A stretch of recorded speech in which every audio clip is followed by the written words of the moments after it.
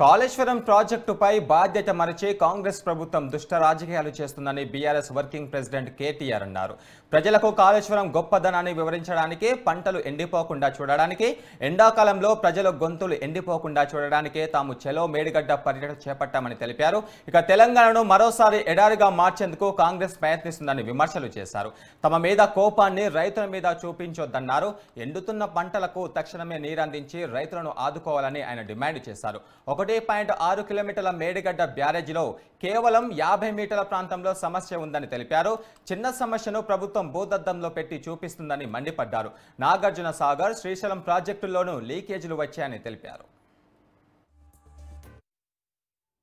బాధ్యత మరిచిన ప్రభుత్వానికి బాధ్యత గుర్తు చేయడానికి, బాధ్యత మరిచి ఇవాళ రాజకీయం చేస్తున్న ప్రభుత్వానికి ఇప్పుడే పోచారం శ్రీనివాసరెడ్డి గారు చెప్పినట్టు రైతు ప్రయోజనాలు కాదు రాజకీయ ప్రయోజనాలే ముఖ్యమన్నట్టుగా ఇవాళ దుష్ట రాజకీయం చేస్తున్న ప్రభుత్వానికి బుద్ధి చెప్పడానికి, ప్రజలకు మళ్ళొక్కసారి కాళేశ్వరం యొక్క గొప్పతనాన్ని వివరించడానికి, పంటలు ఎండిపోకుండా చూసుకోవడానికి, గొంతులు ఎండిపోకుండా మంచినీళ్ళకు కూడా గోస రాకుండా ఎండాకాలంలో చూసుకోవడానికే ఇవాళ మా పర్యటన. మేడిగడ్డ అనేది ఇప్పుడే పోచారం గారు చాలా స్పష్టంగా చెప్పారు.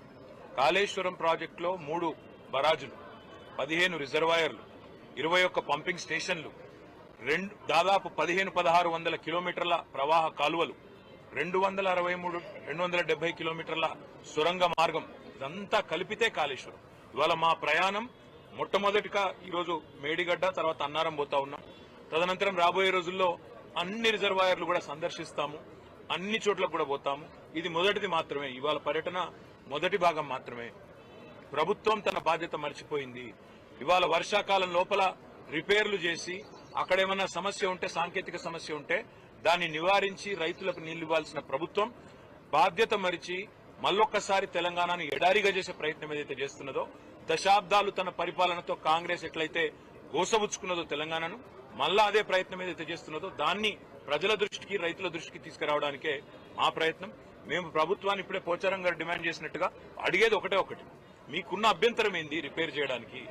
బాధ్యుల మీద చర్యలు తీసుకోండి, మేము కాదనట్లేదు. తప్పు జరిగితే బాధ్యుల మీద చర్యలు తీసుకోండి, ఏ రకమైన ఎంక్వైరీలు వేస్తారో వేసుకోండి, కానీ మా మీద కోపం రైతుల మీద తీర్చుకోకండి.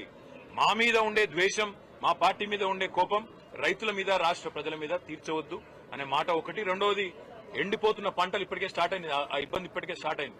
వాటిని కూడా సందర్శిస్తుంది మా పార్టీ నాయకత్వం. అన్ని బరాజులు పోతాం, అన్ని రిజర్వాయర్లు పోతాం, అన్ని పంప్ హౌజ్లకు కూడా తీసుకొని పోతాం. అవసరమైతే రాష్ట్రంలోని రైతాంగాన్ని కూడా జాగరూకులను చేసి అన్ని ప్రాంతాలకు మీడియాతో సహా అందరినీ తీసుకొని పోతాం.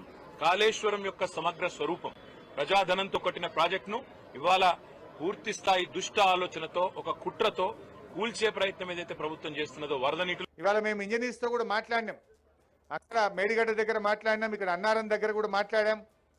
ఇవాళ అన్నారం బ్యారేజు దాదాపు ఇంటాక్ట్గా ఉంది, సుందిల్లా అన్నారం.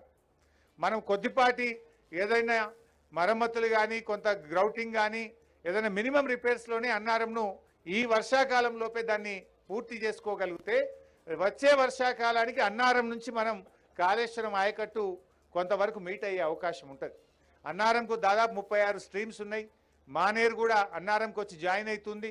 మనము ఇక్కడి నుంచి కొంత నీళ్ళని తీసుకోవచ్చు.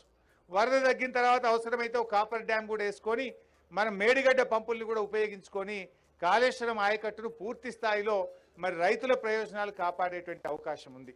మేము అందువల్ల మేమేం కోరుతున్నాము, రాజకీయాలు తర్వాత చేసుకుందాం, ఎన్నికలప్పుడు రాజకీయాలు ఏదైనా చేసుకుందాం, రాజకీయాలకు సమయం కాదు ఇది. ఒక బాధ్యతాయుతమైనటువంటి ప్రభుత్వం తక్షణమే యుద్ధ ప్రాతిపదికన వచ్చే వానకాలంలో తిరిగి రైతులకు నీళ్లు ఎట్లు ఇవ్వాలనో